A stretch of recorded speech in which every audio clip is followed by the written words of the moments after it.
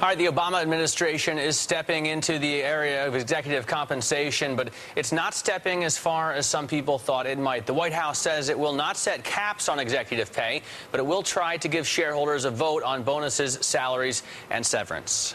We are going to support giving the SEC legislative authority for say-on-pay legislation and to make sure that compensation committees are fully independent.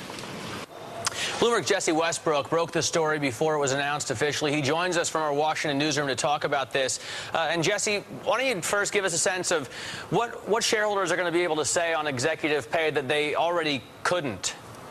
Well, they get to say a lot more in the sense that they get to say whether they approve of how much the CEO is getting paid and his bonus, et cetera.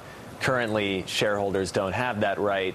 It's non-binding, so the board can tell them the shareholders to blow off, but they do so at their own peril. And of course, the shareholders could vote the board out if they wanted it at a regular meeting. Yeah, and also you can sell your shares. So I think this is all about the government saying we don't want to decide how much CEOs are getting paid, but we do have to have effective oversight. We do have to empower the owners of the company. You know, they're ultimately the ones that are hurt or benefit from how much the CEO gets paid, how profitable the company is. So why shouldn't they get a say over how much the CEO is getting paid? Now a lot of people were expecting the Obama administration to go further here and impose caps on pay or impose stricter guidelines. Why isn't the Obama administration doing just that? Well, I think there's a couple of factors at play there. One, there is a concern that as the economy improves, it puts the U.S. at a competitive disadvantage. You know, why would anyone want to work at one of our big financial institutions if they can get paid more at a hedge fund or offshore at a hedge fund, offshore at another financial institution? That's always the threat. It's not been much of a threat currently, because the job market is not such that people have much of an incentive to leave. But I think that would be more of a concern as the economy improves. Well, one other key aspect of what we've heard is the focus on conflicts between companies and their compensation consultants. How is the administration focusing on this?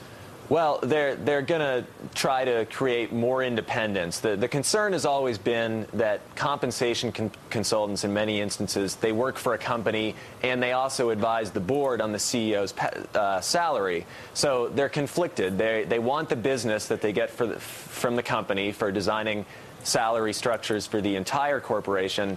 So why would they stand in the way of an inflated salary for the CEO? So I think what you're going to see the Obama administration do is if you advise the company on salaries of their sort of line employees, you're not going to be able to advise on the compensation for the CEO. All right. I prefer you advise me on mine, I'll advise you on yours, and then we can both get paid a little more. I guess that's probably not going to happen so much. As long as you recommend a high number, sure. All right, Jesse Westbrook, thanks very much. We'll boost each other's salaries as quickly as we can.